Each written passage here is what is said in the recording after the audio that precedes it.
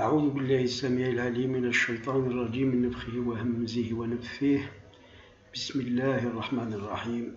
وصلى الله على سيدنا ومولانا وحبيبنا محمد صلى الله عليه وسلم، خاتم النبيين وإمام المرسلين، وعلى آله وأصحابه أجمعين. Nous venons tout juste donc de vivre l'Aïd al-Mubarak, Aïd al-Adha al-Mubarak. Et justement, nous avons constaté des choses qui prouvent encore malheureusement que nous sommes très loin de tout ce que l'islam a voulu nous enseigner et nous appeler à réaliser entre nous, surtout dans les rapports et les relations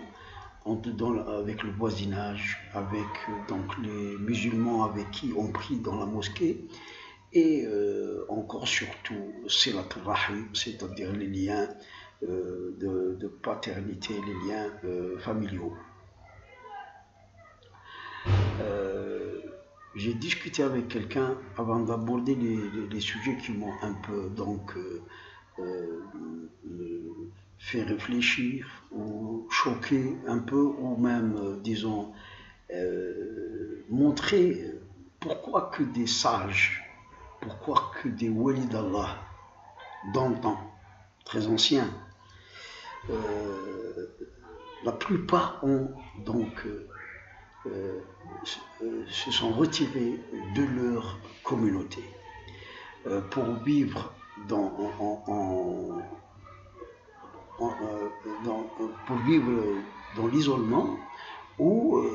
voyager très loin dans des contrées où ils ne sont pas connus. Les deux choses qui m'ont donc un peu appelé à même enregistrer ceci, c'est que j'ai constaté que Salat l'Aïd, la prière de l'Aïd, qui est une sunna par laquelle Dieu et son prophète Mohammed sallallahu alayhi wa sallam ont voulu nous appeler donc à se réunir et à ce que la fraternité s'exprime ce jour-là, et pour qu'il y ait entre tous les musulmans cette mahibba, cet amour qui doit donc être exprimé le jour de l'Aïd même et juste après Salat, c'est-à-dire avec les alcoolades, avec l'expression des vœux de l'Aïd, etc. Première chose, c'est que dans les mosquées de nos jours, j'ai constaté que des gens qui se connaissent même, qui habitent à côté, c'est-à-dire c'est des voisins, ne se disent même pas salam et ne saisissent pas aussi cette occasion pour briser donc la diversité qu'il y a entre eux, la haine qu'il y a entre eux, ou les envies qui sont entre eux. Et là, ce n'est pas du tout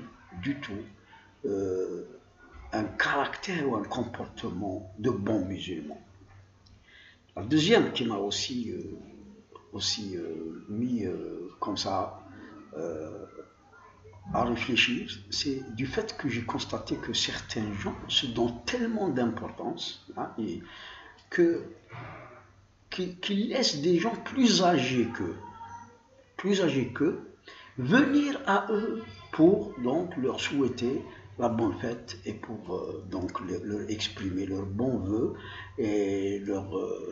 fraternité dans l'islam durant ces jours. Ces deux questions. Mais avant d'en parler, si vous voulez, on va donc citer deux cas qui ont prouvé justement que le croyant, quand il se rapproche de Dieu, quand il applique la sunna, quand il connaît vraiment, prend connaissance véritable de l'islam, il va c'est vrai, hein, lui, il s'éduque par le Coran et la Sunna, son modèle, c'est le prophète. C'est celui-là qui va réussir. Hein. Celui qui regarde les autres ce qu'ils font va s'égarer, va même, certains ont laissé tomber l'islam, parce qu'ils n'ont pas vu l'islam chez les autres. Justement, c'est ça le point essentiel. Si on s'éduque soi-même, par des savants aussi, bien sûr, sans essayer de voir l'islam dans les autres. Là, vraiment, c'est la bonne voie. Et les gens comme ça, comme moi-même, je n'ai jamais vu ce que font les autres. Ce qui m'intéresse, c'est ce qu'a dit Dieu, Azza wa Jal, puis son prophète, essayer de l'appliquer. C'est tout. Ce que font les autres, ça ne me regarde pas. Et donc, je me suis rappelé l'histoire de Sidi Abd al-Qadir al-Jilani al-Hasni, radiyallahu anhu wa ardah, qui a en quelque sorte s'est exilé et il a donc rompu avec sa communauté pendant 20 ans, d'autres disent pendant 25 ans,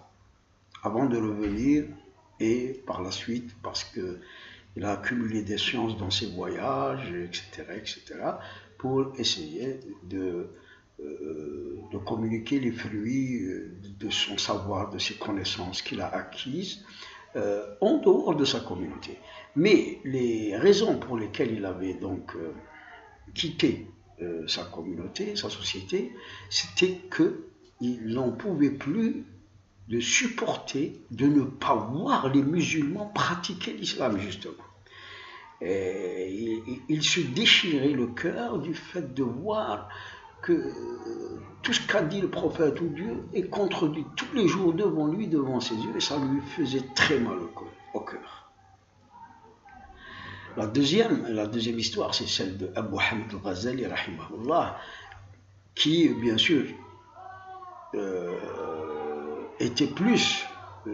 celui-là était plus donc aspiré par la quête d'une connaissance spirituelle élevée et une connaissance de Dieu, mais en même temps, il a vécu tellement aussi dans sa société et ses rapports et ses relations, des choses qui l'ont vraiment mis en épreuve, et parfois aussi il avait mal au cœur de ne pas voir les gens suivre ses orientations, suivre ses fatwas, ses sentences, etc., afin d'être correct, on peut utiliser ce terme, par rapport à l'islam pratiqué par les compagnons du prophète, et celui donc même recommandé par notre prophète, sallallahu alayhi wa sallam. De nos jours, c'est pire qu'au temps de Sidi Abd al-Qadir al-Jilani al-Hasni. De nos jours, c'est pire que Bagdad, dans laquelle a vécu Abu Hamid al-Ghazali. C'est pire. Et il n'y a pas d'explication, c'est-à-dire que si on verrait qu'à l'époque, il y a peut-être l'ignorance était beaucoup plus grave, beaucoup plus répandue que de nos jours, parce que maintenant, à l'âge de 6 ans, quand on rentre à l'école primaire, on commence déjà à apprendre la Fatiha. Il y a une éducation donc islamique, il y a des cours en sciences islamiques, et maintenant, tellement les médias sont diversifiés, permettent à ceux qui, c'est-à-dire s'intéressent, de s'éduquer, de se former rien que par les médias. En plus de ça, donc, dans chaque petit village, dans chaque ville, il y a des dizaines parfois de mosquées. Dans une daïra que je connais, dont les habitants ne dépassent pas les 100 000 habitants, il y a, j'ai compté, plus de 11 mosquées, c'est-à-dire entre deux, sauf deux qui étaient des moussallettes, c'est-à-dire des salles de prière. Il n'avait pas un imam faqih, un imam khatib, mais c'était aussi des lieux de prière. Donc ils étaient 11 mosquées, donc une ville de 100 000 habitants environ. Enfin, c'est pour dire tout simplement que les moyens de s'éduquer en islam, de connaître l'islam, les moyens de savoir, les moyens de connaissance se sont maintenant multipliés et diversifiés, que ce n'est plus ce n'est plus plutôt l'ignorant en islam n'a plus de comment dirais-je d'alibi, on n'a plus de raison et n'a plus d'excuses auprès d'abord de la société, devant la société, auprès de Dieu. Il ne pourra pas dire je ne sais pas. Enfin, je ne sais pas, ce qui est au moins usuel, ce qui est vraiment essentiel, ce qui est aussi important de faire dans une société. En ce qui concerne les comportements et surtout ce que contiennent les cœurs, c'est-à-dire la purification des cœurs vis-à-vis de nos frères musulmans, de nos voisins, de nos amis, de tous les gens. Réellement, personnellement, je n'ai jamais gardé quelque chose dans mon cœur vis-à-vis de n'importe quel être humain. Le fait de voir que dans une mosquée, juste après la prière, certains se précipitent à sortir, c'est-à-dire que je ne sais pas, ce qu'il attend, c'est peut-être aller égorger leurs moutons, mais je ne pense pas que c'est ça les raisons, et de ne voir que quelques gens là aller se dire bonne fête, s'embrasser, se faire la bise et s'enlacer. C'est très peu, alors que au temps du prophète, et même dans certains pays, dans certaines villes qui ont conservé cette tradition, c'est que les gens pratiquement qui assistent à la prière de l'Aïd ne sortent pas. Il faut que tout le monde, il y a même ça qui a été donc vu, j'ai vu ça, ou plutôt j'ai entendu aussi parler de ça, c'est que tous ceux qui viennent doivent tous au moins exprimer la bonne fête, Eid Mubarak, et puis faire des vœux à leurs frères musulmans dans la mosquée avant de sortir. C'est-à-dire il faut faire ça avant d'aller chez soi et puis aller vers donc les liens familiaux. Ça c'était un premier constat que j'ai fait. Le deuxième donc que j'ai constaté, c'est du fait que certaines personnes obnubilées d'un orgueil, je ne sais pas comment, et malades dans leur cœur,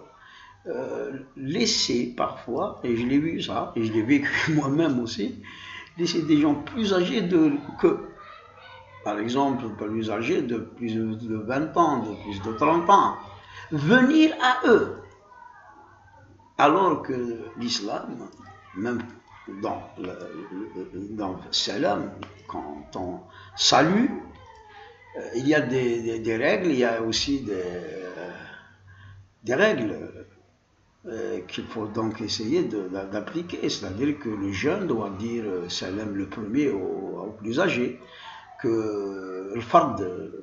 l'individu, c'est lui qui doit donc être le premier à le dire devant un groupe de 2 personnes au plus. Celui qui marche doit dire le premier à celui qui est assis, etc. Mais il y a aussi cette sagesse dans l'islam que le jeune devrait être le premier à le dire et à essayer d'aller vers le plus âgé afin de lui exprimer la bonne fête, Eid Mubarak, etc., etc. Mais ce n'est plus le cas de nos jours et c'est ça qui est choquant. Et c'est ça qui prouve que nous sommes vraiment en perdition des traditions de notre religion, Nous sommes en perdition dans nos rapports sociaux, dans nos rapports de voisinage. Nous sommes en perdition même vis-à-vis de l'islam, parce que maintenant, quand vous verrez aussi dans des mosquées qu'il y a des gens qui se battent, il y a des gens qui insultent leur imam, il y a des gens qui, je ne sais pas, ignorants, et ils viennent vous faire donc la morale dans la mosquée, etc., etc.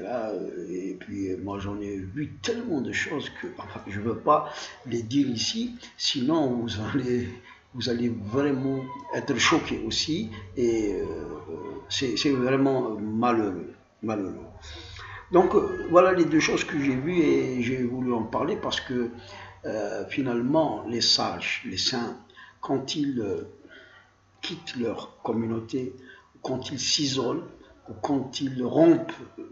leur lien pour se consacrer uniquement à l'adoration de Dieu, et quand ils sont déchirés en eux-mêmes du fait de ne pas voir l'islam appliqué, enfin, pas tout l'islam, mais l'islam essentiel, celui qui doit être vu chez les autres dans les relations humaines, dans les relations de voisinage, etc. Et du fait que celui qui est si proche de Dieu, qui aime son prophète sallallahu alayhi wa sallam, se fait mal de voir donc des gens n'accorder aucune importance au comportement de musulmans, au bon comportement qui est vraiment le summum, je dirais, de l'adoration, parce que celui qui a un bon comportement est très proche de Dieu. Et celui qui a un bon comportement peut espérer vraiment le pardon de Dieu, etc. Mais ceci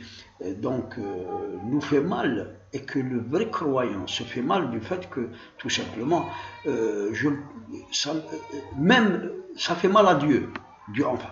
ça fait mal, et ça fait mal de voir des gens qui se disent musulmans qui n'ont rien de musulman en quelque sorte, voilà. Je dirais que donc l'uzla, comme l'a dit notre prophète sallallahu alayhi wa sallam, alaykum bil uzla fa innaha da'bu salihin min qablikum wa ibada. L'uzla ibada wa da'bu as-salihin, c'est la couronne des saints, ou bien je ne sais pas comment dire, des saints avant vous, des saints hommes avant vous. Et il y a un autre hadith qui dit, quand vous verrez les gens égarés et sortir complètement du sirat al-mustaqim, le bon musulman devrait dire et crier en lui-même, nafsi nafsi, c'est-à-dire qu'il doit essayer de sauver son âme par donc son isolement de cette société, par donc la réduction des relations, etc. au maximum, et de continuer à prier et de faire du bien comme il peut le faire, tant qu'il pourrait le faire aussi, jusqu'à ce qu'il rencontre son Créateur. Et ce sentiment prouverait auprès de Dieu que ce croyant qui donc fait comme ça, réagit comme ça à ces situations, est un bon croyant, du fait que le hubbu fillah ou le kurh fillah, c'est ça le plus important auprès de Dieu, c'est le hubbu fillah ou le kurh fillah. Le karhu fillah, donc on méprise et on haït celui qui donc ne fait pas ce que Dieu lui a recommandé de faire, et on aime celui qui fait ce que Dieu nous a recommandé de faire, et nous aimons nos frères qui sont donc obéissants à Dieu, suivons son sirat al-mustaqim, son bon chemin, et nous rejetons. Je ne dis pas que je hais, ou c'est un mot trop fort, nous rejetons, nous écartons, je dirais, de ceux qui ne font rien de musulmans et ils prétendent être des musulmans.